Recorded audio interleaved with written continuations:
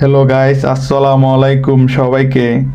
তো আমরা প্রতিদিনের মতো আজকেও ঘোরার জন্য আসলাম কল্পনা আবাসিক।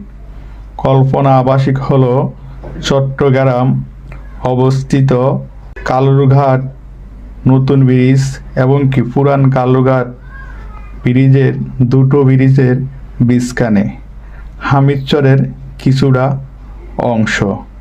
তো আমরা এখানে আজকে প্রতিদিনের মতো ঘুরতে আইলাম 3টা থেকে বিকাল 6টার ভিতরে। এত পরিমাণ মানুষ এখানে আসে, আসলে গোনা অনেক টাফ। তা আমরা ঘোরার জন্য আসলাম এখানে। অনেক ধরনের মানুষ আসছে, তারা তাদের নিজস্ব ফ্যামিলি নিয়ে আসছে ঘোরার জন্য। তো এখানের পরিবেশটা এতটাই শান্ত, আপনারা যদি কখনো এখানে ঘোরার জন্য আসেন তাহলে দেখতে পাবেন। তা আমরা প্রতিদিনের মতো আজকে এখানে আসলাম, অনেকটাই ভালো লাগছে আমাদের কাছে, আমরা যতটুকু সময় এখানে কাটাইলাম।